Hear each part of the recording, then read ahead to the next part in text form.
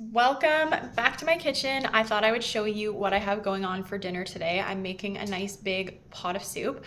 I don't know if it's soup weather anymore, but this soup comes highly requested in my house. We call it stomp soup because it's kind of based on the Dutch dish stomp. I wasn't familiar with it, but my husband grew up eating it. And to make this meal more simple, I like to prep some of the ingredients and really use my freezer on this. So what I have here, this is Italian sausage. What I used to do is just buy Italian sausages and take the casing off and cook them as ground pork. Then I realized it's way cheaper to buy ground pork and then season it as Italian sausage. So let me know if you want to see that recipe. I can make a video about that when I do the next round of it. But I keep a batch, or I do a big like 6-pound tube of it from Costco, and then I portion it into 4 servings for soup. So this, it's frozen solid, but it's pre-cooked, so it'll thaw quickly in the soup. This is what gives it the most flavor. Bacon is also great in this soup, but I don't have any right now, so I'm not gonna be adding that.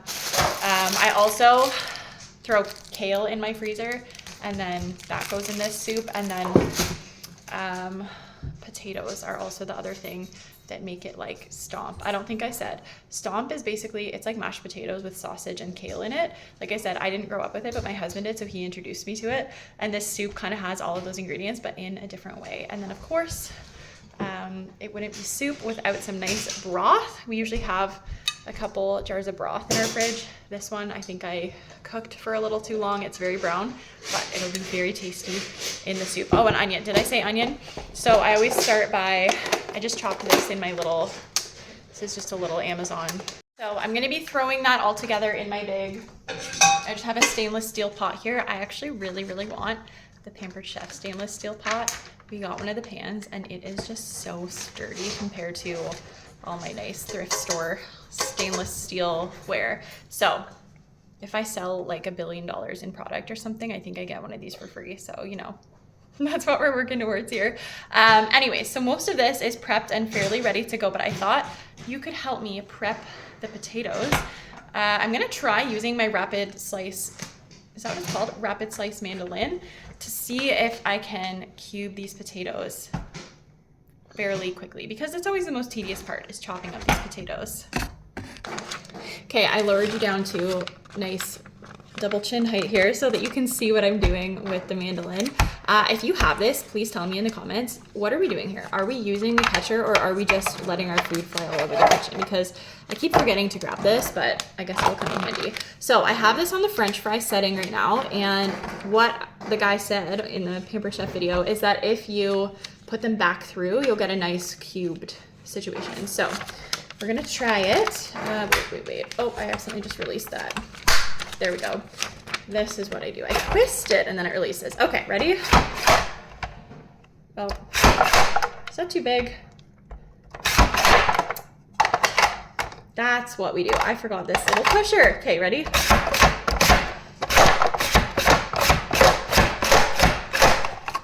So then apparently if I put these back in, doesn't matter how I put them in, apparently this is going to make them nicely cubed. I could probably just put it on slice. Anyways, we'll see what happens here. I should take the rest of these out.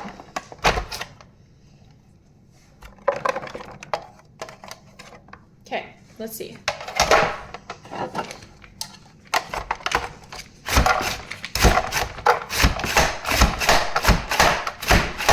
You know what?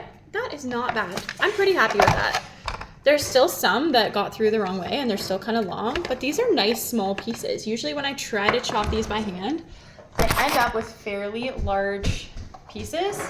And I think for soup, it's nice if you can actually have teeny little pieces that I don't want to cut by hand. So anyways, I'm gonna assemble all of this. I already showed them that.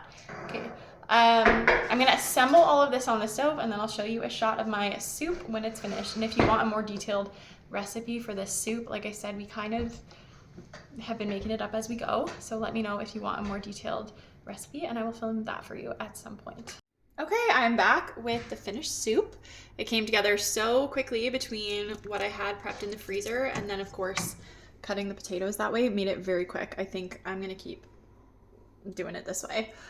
So I also meant to tell you, I have a rule that I live by in my kitchen, which is I never cook at 4 p.m. I do everything possible to avoid cooking at 4 p.m. So now it's about 3 o'clock. My husband will be on his way home soon, but I made this during quiet time and I'll just keep it warm on the stove. So basically what I usually try to do is either cook during quiet time if it's something like this, or I'll cook in the morning. I'll prep absolutely every single thing possible and get something ready to just go in the oven at 3 o'clock, 4 o'clock, whenever, depending on when we want to eat dinner. Because I just think it's the worst time of day to cook when you're already hungry, when everyone is just melting down and kind of losing it because they're hungry. So leave a comment. Let me know what's for dinner in your house tonight.